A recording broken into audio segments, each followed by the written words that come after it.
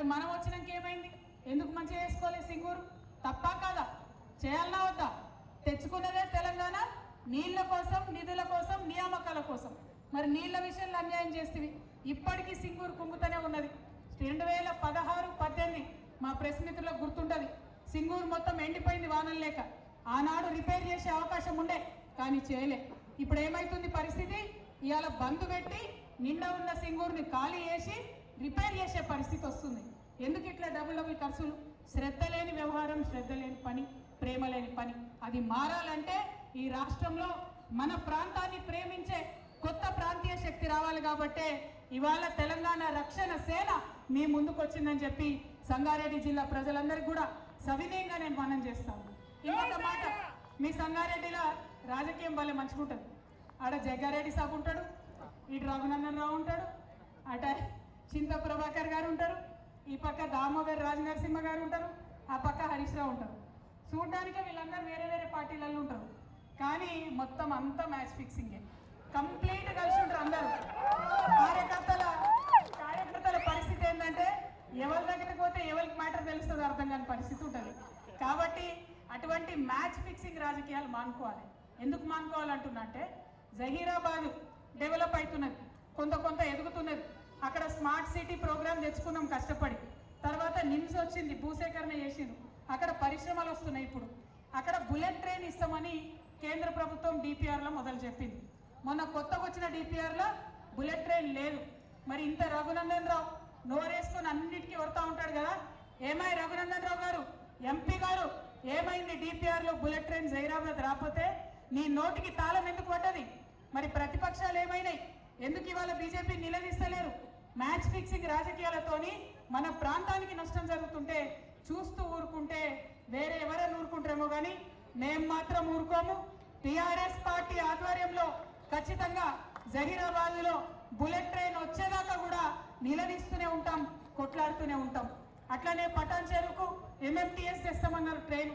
ఎందుకంటే పటాన్ చెరువు వాళ్ళంతా పాపం హైదరాబాద్లో ఎక్కువ పని చేసుకుంటారు. ట్రైన్ వస్తే పేదవాళ్ళకి సౌకర్యంగా ఉంటుంది. వస్తుందంటే ఇల్లు తీసుకుంటారు, పేదవాళ్ళని ఇంట్లోకి వెళ్ళి బయట వేస్తారు, కాంపన్సేషన్ ఇవ్వలేదు, ఇంతవరకు కూడా ట్రైన్ రాలేదు. మరి దానికి జవాబుదారు ఎవరు? అడిగేటోళ్ళు ఎవరు? పటాన్ చెరువు ఎమ్మెల్యే ఉంటే ఏ పార్టీలు ఉన్నాడో ఎవరికి తెలియదు. సంగారెడ్డిలో ఒక పార్టీ ఎమ్మెల్యే గెలుస్తాడు, ఇంకో పార్టీ వాళ్ళు ఇనాగ్రేషన్ చేస్తారు. ఇక్కడ ఏం అర్థం కాదు. ఆందోళన మనకు మంత్రి పదవి వచ్చింది, రాక మంత్రి పదవి వచ్చింది ఆందోళనలో కానీ ఆనందపడదామంటే వాళ్ళ బావమరిది గారు సింగూరు కింద ఉన్న ఎఫ్టీఎల్ లోపల ఉన్న 200 ఎకరాల ల్యాండ్ మంత్రి గారి యొక్క బావమరిది గారు కబ్జా పెడుతున్నారు. ఎవరు అడగరు? హరీష్ రావు గారు అడగరు, జగ్గారెడ్డి గారు అడగరు, ఏ పార్టీలో అడగరు. అందరు కలిసి ఏంటంటే ప్రజలకు ఇవ్వాల్సిన ఇయ్యరు, వాళ్ళు మాత్రం రాజకీయంగా ఎదుగుతారు, ఆర్థికంగా ఎదుగుతారు. ఈ రాజకీయం సంగారెడ్డిలో మారాల్సిందే. ఖచ్చితంగా సంగారెడ్డిలో ఒక కొత్త ఒరవడి సృష్టిస్తాం, మంచి రాజకీయానికి మార్గం వేస్తాం.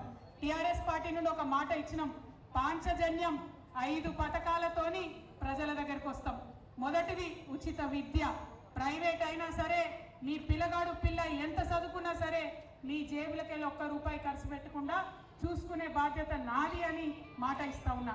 రెండవది ఉచిత వైద్యం. ఎన్ని లక్షలు ఖర్చు అయినా, ఎంత పెద్ద రోగం వచ్చినా మన తెలంగాణలో ఏ ప్రైవేట్ హాస్పిటల్కి మీరు పోయినా రాజాల లెక్క తీసుకుపోవాలి, వైద్యం చేయాలి, ఇంటికి పంపించాలి. మాట ఇస్తా ఉన్నాం, ఉచిత వైద్యం ఖచ్చితంగా ఇస్తాం. ఇక మూడవది వ్యవసాయం. ఇలా రైతన్నలు కల్లాల దగ్గర రైతులు కష్టాలు పడుతుంటే, గుండె ఆగిపోతుంటే అడిగేటటువంటి గుండె ధైర్యం ఏ ఒక్క నాయకుడు కూడా లేదు.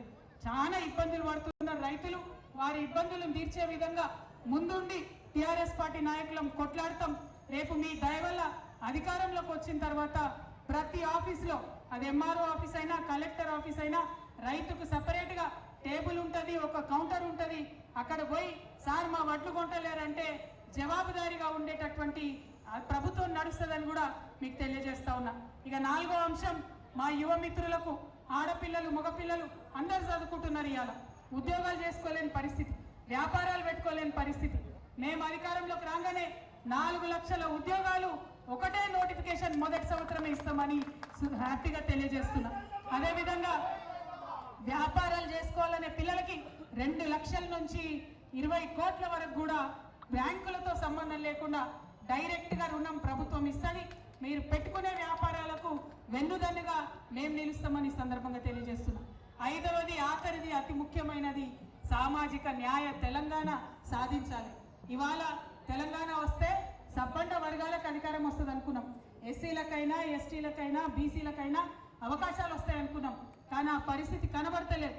కాబట్టి ఖచ్చితంగా ఇవాళ మా రాజకీయ పార్టీల్లో పదవులు చూసుకుంటే ఎస్సీ ఎస్టీ బీసీలకే పెద్దపీట మేము వేస్తాం. రేపటి నాడు మా ప్రభుత్వంలో కూడా అన్ని వర్గాలను కలిపి గౌరవ మర్యాదలు ఉండేలాగా పదవుల్లో ప్రాధాన్యత దక్కేలాగా ప్రయత్నం చేస్తామని చెప్పి మీ అందరికి కూడా నేను మాట ఇస్తా ఉన్నాను. మళ్ళీ ఒకటే మాట చెప్తున్నా, సంగారెడ్డిలో ఉన్న మ్యాచ్ ఫిక్సింగ్ రాజకీయం పోవాలి, మన పటాన్ చెరువులో ఉన్న పొల్యూషన్ పోవాలి, జహీరాబాద్లో ఉద్యోగాలు రావాలి, కానీ పొల్యూషన్ రాకూడదు, మంచి అవకాశాలు వచ్చే విధంగా ప్రయత్నం చేయాలి. మరి మా ఇక్కడ ఉన్న ఇవాళ కండువా వేసుకున్న టీఆర్ఎస్ నాయకులం అందరం కూడా మొదటి జెండాతోని మొదలుపెట్టినాం, మొదటి అడిగేసినాం. చాలా పెద్ద ఎత్తున మరి ఆ చౌరస్తా సంగారెడ్డి చౌరస్తా నుండి ఇక్కడి వరకు ఊరేగింపుగా నన్ను తీసుకొని వచ్చిన యువ మిత్రులకు, బతుకమ్మలు ఎత్తుకొని వచ్చిన మా ఆడబిడ్డలకు, మా బంజారా అక్క చెల్లెళ్ళు ఎండలో కూడా వెన్నెల ఉన్నట్టు నాట్యం చేసుకుంటూ తీసుకొని వచ్చిర్రు. వారికి అందరికీ కూడా హృదయపూర్వకంగా ధన్యవాదాలు తెలియజేస్తూ, ఇది ఒక్క అడుగుతోని ప్రారంభమైంది. సంగారెడ్డి అంతటా విస్తరిస్తాం, జిల్లా జిల్లాలో జెండా ఎగిరేస్తాం, వచ్చే ఎన్నికల్లో అధికారాన్ని సాధిస్తాం, ప్రజల సేవలో నిమగ్నమవుతామని తెలియజేస్తూ మీ అందరి దగ్గర సెలవు తీసుకుంటున్నా. Thank you. జై తెలంగాణ.